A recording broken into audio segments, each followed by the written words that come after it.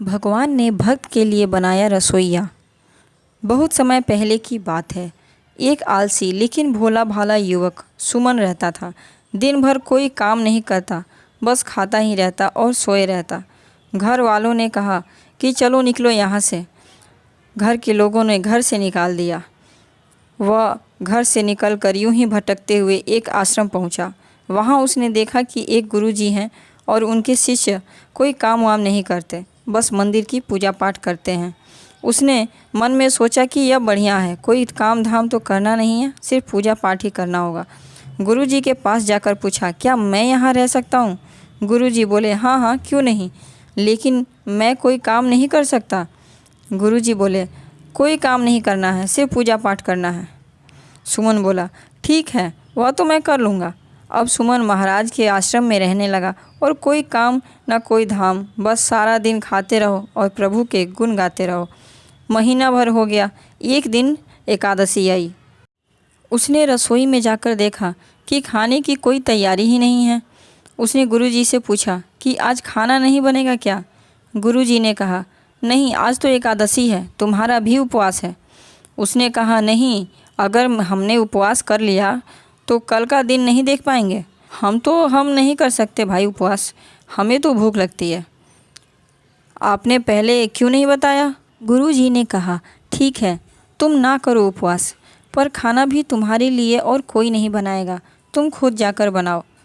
मरता ना करता क्या। गया रसोई में। गुरुजी फिर आए। देखो, अगर तुम खाना बना लो तो राम जी को भोग लगाना ना भूलना और नदी के उस पार जाकर रसोई बनाओ। ठीक है गुरुजी। लकड़ी, आटा, तेल, घी, सब्जी लेकर सुमन महाराज चले गए। जैसे तैसे भी खाना बनाया।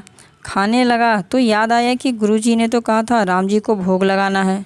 लगा भजन गाने, मेरे राम आइए भोग लगाइए, प्रभु श्री राम आइए मेरे भोजन का भोग लगाइए।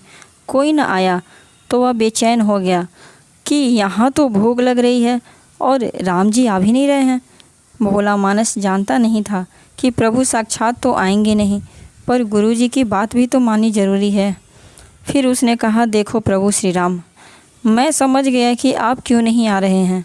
मैंने रूखा सूखा बनाया है और आपको तो तरमाल खाने की आदत है, इसलिए नहीं आ रहे हैं। तो सुनो प्रभु, आज वहाँ भी कुछ नहीं बना है, सबको एकादशी है, खाना हो तो यही भोग लगा लो।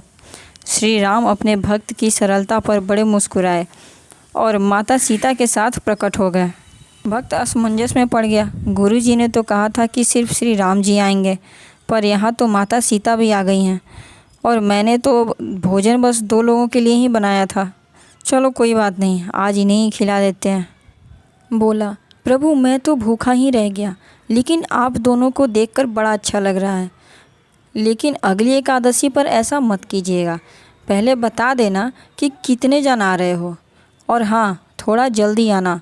राम जी उसकी बात पर बड़े मुदित हुए, प्रसाद ग्रहण करके चले गए। अगली एकादशी तक यह भोला मानस सब भूल गया। उसे लगा कि प्रभु ऐसे ही आते होंगे और प्रसाद ग्रहण करते होंगे। फिर अगली एकादशी आई। सुमन गुरुजी से कहता है, मैं तो चला अपना खाना बनाने, पर गुरुजी थोड़ा ज़्यादा अनाज लगेगा, वहाँ 2 लोग आते हैं। गुरुजी मुस्कुराए, भूख के मारे बावला है, ठीक है ले जा और अनाज ले जा। अब की बार उसने 3 लोगों का खाना बनाया। फिर गुहार लगाई, प्रभु आइए, श्री राम आइए, मेरे भोजन का भोग लगाइए। प्रभु की महिमा भी इतनी निराली है, भक्त के साथ कौतुक करने में उन्हें बड़ा मज़ा आता है। इस बार वे अपने भाई लक्ष्मण, भरत, शत्रुघ्न और हनुमान जी को लेकर आए। अब तो भक्त को चक्कर आ गए। यह क्या हुआ, 1 का भोजन बनाया तो 2 आ गए, आज 2 का ज़्यादा बनाया तो पूरा खानदान आ गया। लगता है आज भी भूखा ही रहना पड़ेगा। सबको भोजन लगाया और बैठे बैठे देखता रहा। अनजाने ही उसकी भी एकादशी हो गई। फिर अगली एकादशी आने से पहले गुरुजी से कहा, गुरुजी ये आपके प्रभु श्री राम अकेले क्यों नहीं आते?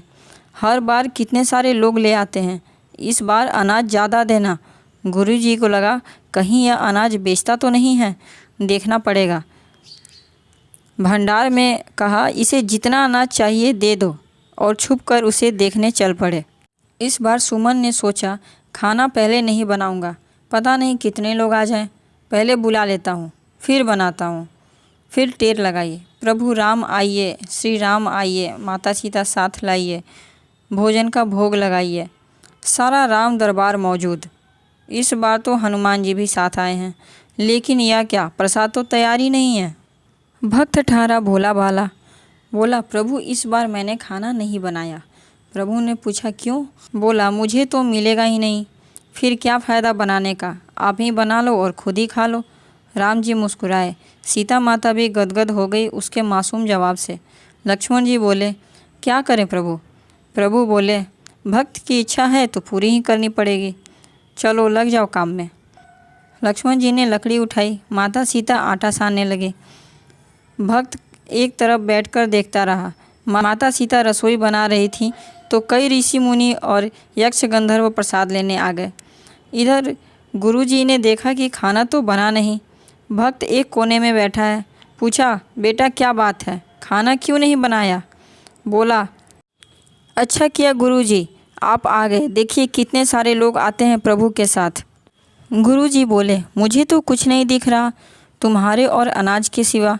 भक्त ने माथा पकड़ लिया, एक तो इतनी मेहनत करवाते हैं प्रभु, भूखा भी रखते हैं और ऊपर से गुरुजी को दिखाई भी नहीं दे रहा, ये तो और भी बड़ी मुसीबत है। प्रभु से कहा आप गुरुजी को क्यों नहीं दिख रहे? प्रभु बोले मैं उन्हें नहीं दिख सकता। बोला क्यों? वे तो बड़े पंडित हैं, ज्ञानी हैं, विद्वान हैं, उन्हें तो बहुत कुछ आता है, आप उनको क्यों नहीं दिख पाते?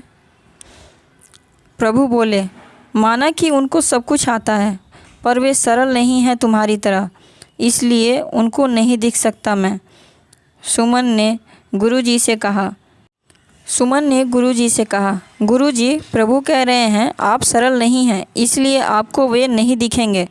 गुरुजी रोने लगे और कहने लगे वाकई मैंने सब कुछ पाया पर सरलता नहीं पा सका तुम्हारी तरह, और प्रभु तो मन की सरलता से ही मिलते हैं। सुमन ने प्रभु से आग्रह किया, विनती की, प्रभु मेरे गुरुजी को भी दर्शन दीजिए, मुझे तो यह पता ही नहीं था कि आपके दर्शन करना इतना कठिन है। यदि आज मैं आपके दर्शन कर पा रहा हूँ तो यह मेरे सिर्फ गुरुजी की वजह से ही, कृपया करके मेरे गुरुजी को भी आप दर्शन दीजिए। भगवान सुमन से बहुत प्रसन्न थे, उन्होंने उसके कहने पर गुरुजी को भी दर्शन दिया। तो इस तरह से भगवान ने अपने भक्त के लिए रसोई बनाई। ऐसे ही कहानियों को सुनने के लिए चैनल को लाइक और सब्सक्राइब जरूर करें।